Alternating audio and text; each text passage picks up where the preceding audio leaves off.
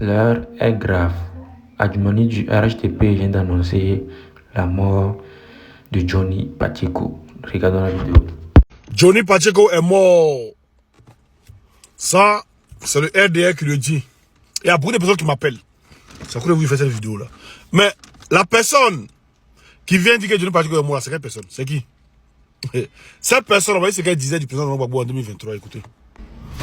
Très urgent, très mauvaise nouvelle. Famille, l'heure est grave, je répète. L'heure est très grave en Côte d'Ivoire. Il se pourrait qu'un éléphant, un arbre, un baobab est tombé en Côte d'Ivoire. Le rang politique va encore pleurer. Eh bien famille, comme nous le savons tous, l'ancien président de la République de Côte d'Ivoire, Koudou Laurent Gbagbo, a été hospitalisé après un malaise à son retour de Jacquesville. Dans la soirée du jeudi 18 mai 2023, l'ancien chef d'État Laurent Gbagbo a été victime d'un malaise très important à son retour de Jacquesville. Et Dieu merci, les services d'urgence ont été rapidement dépêchés sur les lieux pour stabiliser son état avant de le transférer à l'hôpital de Treichville. C'est la magistrature suprême, ceux-là même qui vous donne toutes les informations en temps, en heure et en seconde. Et selon des sources concordantes, le professeur Serge Eoli, nommé spécialiste ivoirien des maladies infectieuses, a pris en charge Koudou Laurent Gbagbo. Mes familles, l'état de santé de Gbagbo suscite une préoccupation croissante. En tout cas, les détails exacts sur sa condition sont gardés confidentiels, tellement sa maladie est grave. En tout cas, des informations sûres indiquent que l'ancien président Laurent Gbagbo a été admis dans une chambre climatisée du service des maladies infectieuses de l'hôpital. Ça veut dire où ils ont gardé Gbagbo là.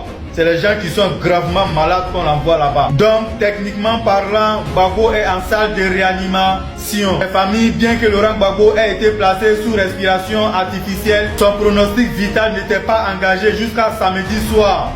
C'est-à-dire samedi le 30 septembre 2023. Mais hélas, nous disons Inalila wa Inalilahi Raji'un. C'est Dieu qui a donné, c'est Dieu qui a repris, Allah Lokadi, Allah Lokata. Selon des sources proches du dossier, l'ancien président ivoirien Laurent Gbagbo serait mort. Je dis bien serait mort. Nous retenons que Gbagbo est né le 31 mai 1945 à Mama, en Côte d'Ivoire. Il serait décédé à l'âge de 78 ans. En tout cas, si c'est vrai, nous tous on va pleurer. Moi-même, je vais pleurer. Gbagbo ne peut pas mourir comme ça. Il ne peut pas partir. Non, ça a été dit que c'est le président Alassane qui va mourir avant Gbagbo. Donc Gbagbo ne peut pas mourir avant Alassane Ouattara. C'est Ado qui doit partir d'abord avant Gbagbo. En bon entendeur, Saline, merci de partager, invitez vos amis, mettez les cœurs, c'est Crimo la magistrature suprême. C'est là-même qui vous donne toutes les informations en temps, en heure et en seconde. Nous disons Yako à la Côte d'Ivoire, Yako à la nation ivoirienne, Yako aux opposants, Yako aux GOR, Yako au RHDP, Yako à tous les partis politiques de la Côte d'Ivoire. Sans oublier les partisans de Gbagbo, les panafricains dans les pays voisins, Guinée, Burkina, Mali, même Cameroun, Sénégal. Tout ça. Voilà. Vous avez vu qui est cette personne-là? Mais le président Gbagbo est où? Il est là, non? C'est de ça qu'il s'agit. Et il peut faire. Mais quand Oxymore se lève et puis Oxymore fait, ça fait mal. Vous pouvez l'année 100 pour nous, l'année l'eau. On va écouter encore ce qu'il dit ici, Johnny Pacheco. On a perdu notre Johnny Pacheco depuis hier mercredi 17 juin 2026. Johnny Pacheco est mort hier soir. Il a rendu l'âme. Il s'est éteint. On veut que son corps soit rapatrié au pays afin qu'il puisse y être inhumé. Le corps de Johnny Pacheco sera bientôt transporté dans son pays d'origine. Les autorités finlandaises ont décidé de brûler le corps de Johnny Pacheco. Sa femme s'est opposée. Elle dit qu'elle veut que son mari soit enterré dignement. Voilà, très important. Partagez dans tous les groupes. Partagez. Mais cette même personne-là encore a parlé des Burkinabés. On l'écoute. Voilà. Vive les territoires. Faites très attention. Et on est très rancunier. Et on se venge toujours. Parce que l'Ivoirien, c'est 5 francs reste pas à l'étranger. Il va tout faire pour récupérer. C'est ça, Ivoirien. On va vous faire vivre ça propre. On va vous faire vivre ça propre. Vive les territoires. Que Dieu fasse qu'il vous bombarde, vous tous. Parce que, surtout le peuple Boukila même là. Ça, c'est un peuple indigène qui ne mérite même pas de vivre parmi les hommes. Il faut les exterminer de la terre. On ne veut même pas vous voir. Voilà. Il faut que les territoires, nous-mêmes là, on va lancer un recrutement massif pour aller renforcer les rangs des territoires Bouki là-bas là, pour vous assaisonner grave. Et que Dieu fasse que d'ici cette année là va finir, il puisse toucher Ibrahim Traoré. et tout son gouvernement là, on puisse le finir, les territoires, et qu'on prenne Ouaga 2000, Ouaga Bobo Dioulasso, on prenne tous en otage, et qu'on fasse de ces villes là, des bases des territoires. Voilà. Bientôt là, vous serez gouverné par les territoires. De toute façon, c'est vos parents, c'est vos frères et soeurs. Vous dormez ensemble, vous vous réveillez ensemble, vous m'applaudissez les mêmes femmes, vous combattez ensemble, donc c'est vos parents. Voilà. Voilà. Donc, j'aimerais parler aux soi-disant, voilà, aux soi-disant pro-Gbagbo qui disent non, que non, on fait la politique, mais on ne peut pas souhaiter la mort aussi, gars. Le RDR qui commence. Maintenant, quand on allume la télé, ça prend toute la toile et puis ça devient autre chose. Ça commence à faire trembler les gouvernements. Ah oui, parce qu'on a fait trembler les gouvernements. On est seul, on a fait trembler les gouvernements. Donc, pour ça que ma peuple me demande, parce qu'on n'est pas mort. Voilà, il est tranquille chez lui, peinard, tranquille. Donc, laissez le RDR s'embrouiller. Voilà, laissez-les s'embrouiller, s'embrouiller. Nous, on avance, c'est ça qu'il s'agit. Et puis, le gouvernement, là, ça va fata. Vous inquiétez même pas. Vous inquiétez pas. On est ensemble, famille, et puis c'est tué encore. Je veux dire que ceux-là, quand il y a un mandat, ils ont dit ils veulent, là. C'est devenu comme os dans les gorges. On met bras dans les gorges pour enlever ça. Il vous le dit chaque jour. Je ne sais pas dans quel mot il vous dit. Hein? Sans pouvoir. Hein? Sans pouvoir, comment dire? Sans pouvoir. Hein? Mettre les secrets dehors. Mais je ne le dirai pas. On va rester dans ce flou-là. Mais il dit aux Ivoiriens simplement et seulement d'être prêts. Soyez tous prêts. C'est-à-dire, dans ta tête là, tu dois te dire que à n'importe quel moment, tu es un soldat, à n'importe quel moment on peut t'appeler à la guerre. Soyez prêts. Prêts. Ce gouvernement, je vous ai dit, ils ne vont pas faire 6 mois encore à la tête de la Côte d'Ivoire. On est dans le 2e mois. Je vous l'ai dit. Ce gouvernement-là, ils ne le feront pas. Bon, à force de se répéter, c'est comme si tu viens, tu dis des trucs, tu dis des trucs. Sinon, il est dit. En vérité, ils ne le feront pas. Il essaie de quoi il s'est assis, et puis il essaie de quoi il est capable, et puis il essaie en tout cas de quoi il est au courant. Ils ne le feront pas. Et il dit aux Ivoiriens qu'ils étaient prêts. On va d'abord écouter une vidéo d'un homme politique, je pense que c'est un homme politique, mais c'est un vieux, qui parle à Dran Ouattara, qui rappelle les carences de Dran Ouattara. Partagez cette vidéo dans tout le groupe. Invitez vos amis, on commence. Monsieur le Président de la République. Oh, je n'ai pas connecté. Excusez-moi, je vais connecter rapidement. Connecter mon Bluetooth rapidement. Puis on va commencer. Très important. Voilà. Ok.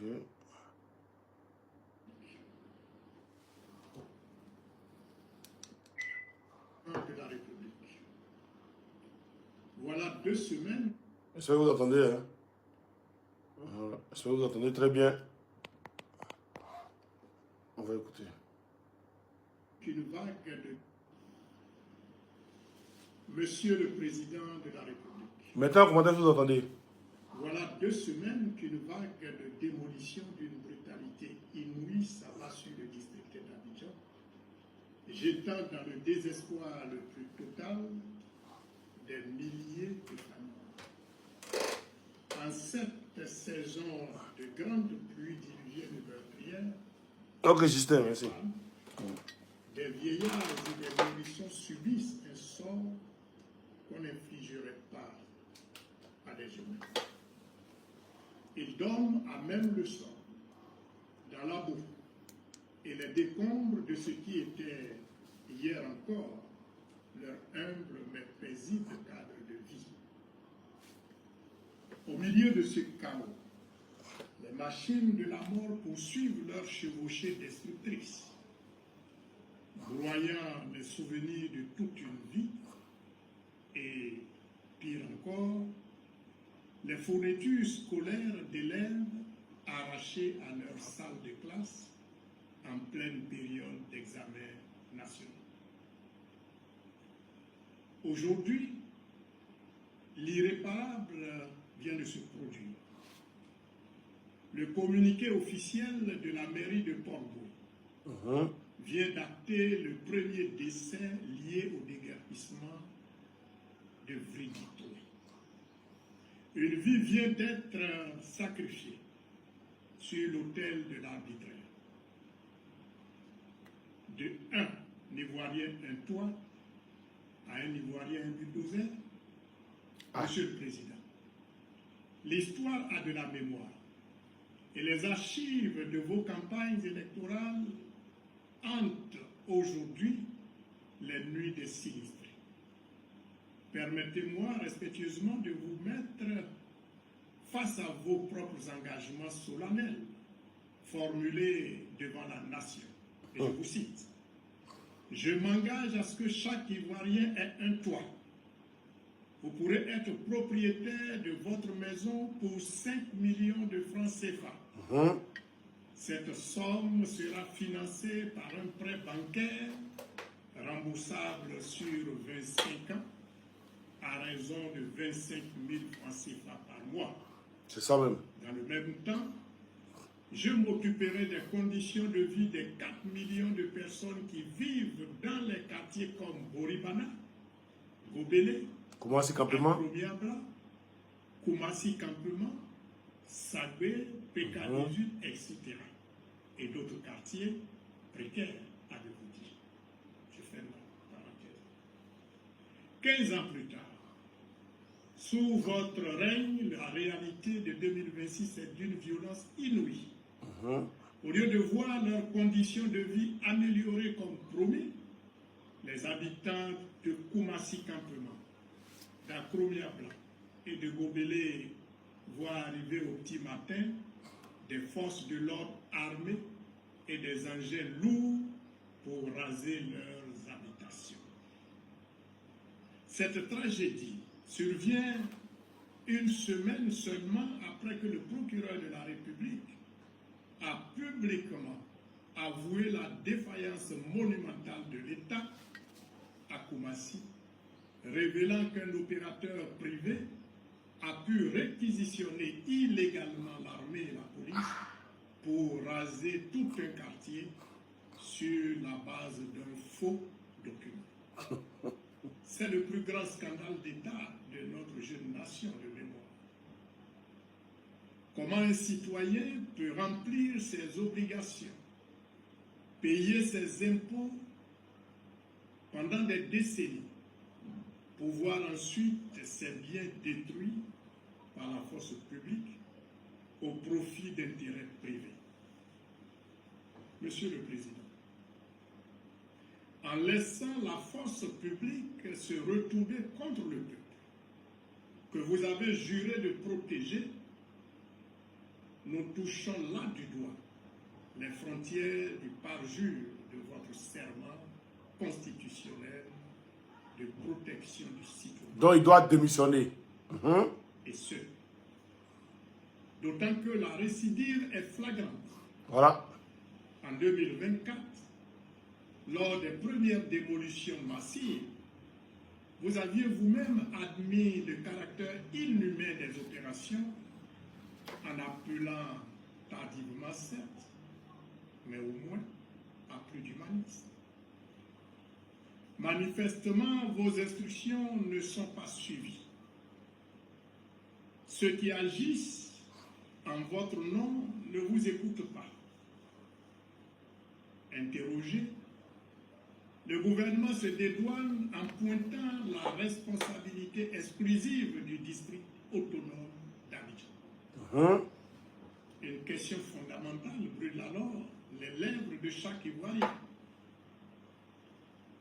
Y a-t-il en Côte d'Ivoire un gouvernement d'un côté et un district autonome de l'autre?